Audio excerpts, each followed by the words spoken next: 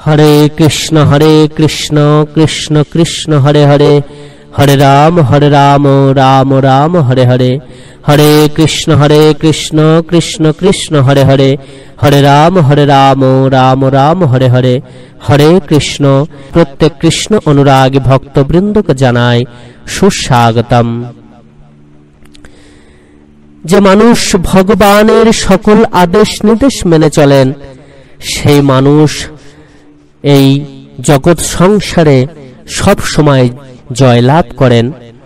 মানুষ যদি ভগবানের আদেশ নির্দেশ মেনে চলেন, তিনি যেমন যেমন কর্ম করার কথা বলেছেন তেমন তেমন কর্ম যদি মানুষ করে চলেন, তাহলে কিন্তু তাকে হারানোর ক্ষমতা স্বয়ং ভগবানের থাকে না।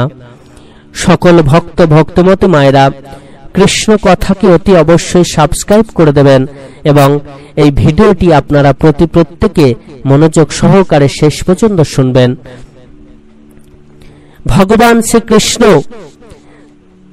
যাকে আমরা এই জগৎ সংসারের পিতা বলে জানি, এই জগৎ সংসারের সৃষ্টিকর্তা, যিনি সেই পরম ভগবান, যিনি আমাদেরকে বাঁচার রাস্তা দেখিয়েছেন, সেই রাস্তা অবলম্বন করে যদি আমরা চলতে পারি তাহলে কিন্তু এই জগৎ সংসারে আমরা সব সময় সবকিছু থেকে মুক্তি পাব। দেখবেন জীবনে চলার পথে আমাদেরকে প্রচুর বাধা বিপত্তির মধ্য দিয়ে চলতে হয়। আমরা চলার পথে চলতে গিয়ে অনেকবার হোঁচট খাই, অনেকবার হুমড়ি খেয়ে পড়ে যাই, আবার অনেকবার ব্যালেন্স ঠিক করে দাঁড়িয়ে পড়ি। অর্থাৎ এই জীবনটা কিন্তু আমাদের ওঠে আর নামে, মানে আমরা কখনো উঠতে থাকি, উন্নতি করতে থাকি, আবার কখনো আমাদের জীবনে খারাপ সময় চলে আসে। তাই এই জীবন পথকে সঠিকভাবে চালিত করার জন্য, জীবন পথে সঠিকভাবে চলতে গেলে আমাদেরকে কিন্তু মেন যে গন্তব্যস্থল, আমাদের প্রধান যে গন্তব্য, সেই গন্তব্যকে আগে আমাদেরকে চিনতে হবে যে আমাদের জীবনের মূল মোটিভ কি, আমাদের জীবনের মূল লক্ষ্য কি হতে পারে। প্রত্যেকটি মানুষেরই কোনো না কোনো এম থাকে। প্রত্যেকটি মানুষ এই জগৎ সংসারে জন্মগ্রহণ করেছেন এবং প্রত্যেক মানুষই কর্মের মধ্য দিয়ে কিন্তু এই জগৎ সংসারে চলছেন। কিন্তু এই কর্ম করতে গিয়ে সংসারের মায়ামোহে পড়ে আমরা আমাদের মূল যে গন্তব্য সেটি কিন্তু ভুলে যাচ্ছি। আমাদের মূল গন্তব্য হচ্ছে ভগবান প্রাপ্তি, অর্থাৎ ভগবানের সাধন ভজন করে ভগবানের পথে চলা, এটাই কিন্তু আমাদের মূল গন্তব্য। কিন্তু আমরা যখনই ভগবানকে ভুলে যাই তখনই কিন্তু আমরা জীবনের চরমতম সময়ে পৌঁছে যাই। আমাদেরকে এই জীবন পথে চলতে গেলে এই যে পথের যে চড়াই উতরাই থাকে, দেখবেন পথের মধ্যে অনেক খালাখন্দ থাকে। আমাদের কোনো অজানা পথে চলতে গেলে কিন্তু একজন গাইড লাগে, যিনি আমাদেরকে সঠিক পথ দেখিয়ে নিয়ে যান, আর সেই গাইড হলেন স্বয়ং ভগবান। তিনি তার চরণ আশ্রয় করে আমরা যদি সেই পথে তিনি যেমন যেমন বলেছেন সেই পথে যদি আমরা চলতে পারি, তাহলে কিন্তু আমাদের জীবনে কোনোদিন এই চড়াই উদ্রাই আমাদের কোনো ক্ষতি করতে পারবে না। আর যে মানুষের জীবনে ভগবানের কৃপা থাকে, যে মানুষ ভগবানের কৃপা লাভ করে, সে মানুষ কিন্তু সবসময় জয়ী হন।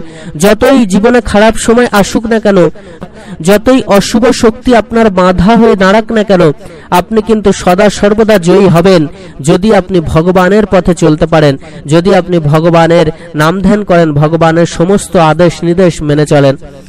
আমরা মহাভারতে পাই পাণ্ডব পক্ষ ভগবান শ্রীকৃষ্ণকে সাথে নিয়েছিলেন এই কুরুক্ষেত্রের মতো মহান যুদ্ধের সময়, এবং সেই যুদ্ধে কিন্তু পাণ্ডব পক্ষ জয়লাভ করেছিল। আমরা শাস্ত্র অধ্যয়ন করলে দেখতে পাই যে পক্ষেই ভগবান বিরাজ করেন সেই পক্ষেই কিন্তু তারা জয়লাভ করেছেন।